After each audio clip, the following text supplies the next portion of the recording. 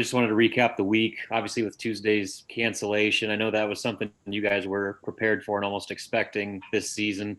I guess what was kind of the plan after that got postponed, and just what has this week entailed for you guys? And I guess what impact did that postponement have?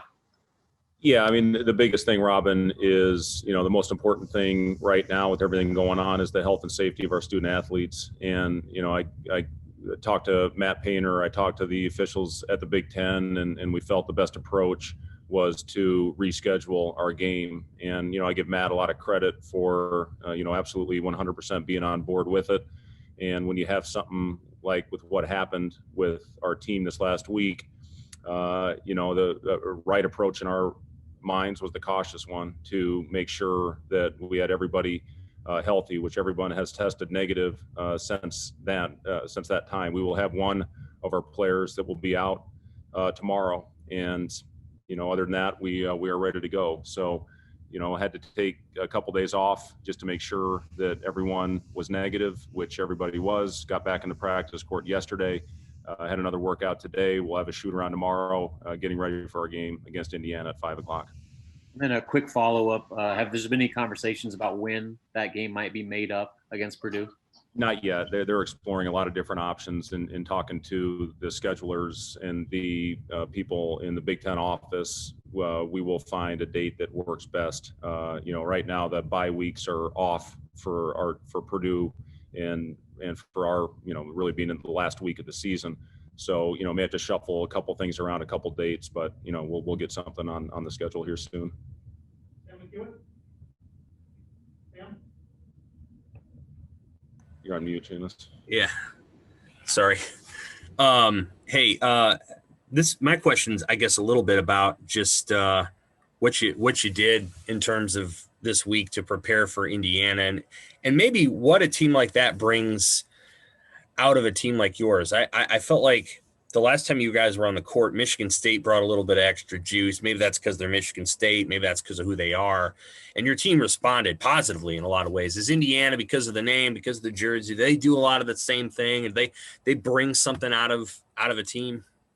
Well, I'll speak about the Michigan State game. I really was pleased going back and watching how we responded to the run that they had in the second half. Now, our big challenge moving forward is finding a way not to give up those runs.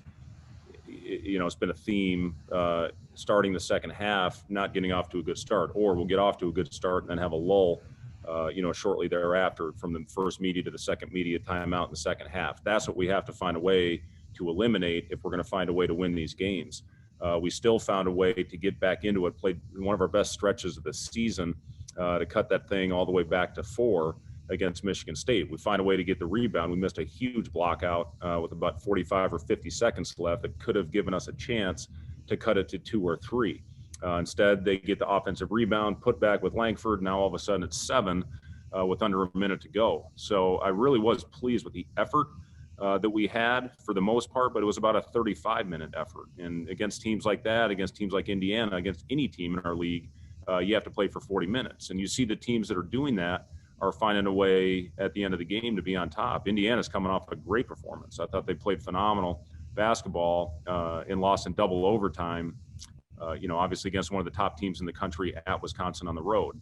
So it's going to be a big challenge. And, coming in, it's a physical team that gets a lot accomplished in the paint and at the free throw line. So we have to do a good job of their physicality. We have to do much better than we did against Ohio State, which they'll run a lot of same type of actions trying to get the ball inside to Trace Jackson Davis, who's one of the best big men in the country. Steve Sipple? Hey, Fred, you mentioned Trace Jackson Davis.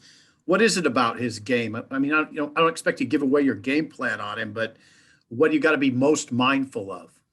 Well, he's really added to his game. He's excellent off the dribble right now. He's getting the ball in the pocket a lot or at the free throw line. That's where they hurt us last year in the second half, is getting the ball to the nail. Last year it was Smith or Jackson Davis, and they were just going to work on us. And he's a heck of a player. I played with his dad for 4 years in Indiana, and he's got some of that same temperament that his dad Dale Davis had. As far as getting to the rim, finishing with authority. He's incredibly athletic. He can really run. I thought a huge play going back and watching the Maryland game. He got out in the passing lane, got a steal, full court, end-to-end dunk, and that's really what got the momentum shifted into Indiana's favor. He was absolutely phenomenal in that game against Wisconsin the other night. So again, just a really versatile big that can hurt you from all over the floor, and an incredible finisher and rebounder. We have to do a good job, hopefully, matching his physicality. Thank you, Fred. Michael Bruntz? Hey, Fred, you mentioned kind of that stretch at the end against Michigan State. What specifically did you see your team doing at that point that kind of led you to say that it was your best stretch of basketball? What did you like that you saw during that time? I thought our pace was good. I love Trey's attack. Trey was in attack mode. Teddy obviously really had it going, and we did a good job finding him within the structure of our offense, as opposed to at times where we break things off, earlier in the year and we get a little stagnant. But we ran some screens to get him the ball, and let him go to work within the framework of the offense. And, defensively, we got ourselves back into it, with a couple of deflections. But I just thought our overall attack was exactly where it needed to be. You look at Michigan State, they held Rutgers, in the mid-40s the next game, held Purdue, I think, to 18 in the first half yesterday. We had probably our best offensive game, shooting almost 50% overall and 50% from the three.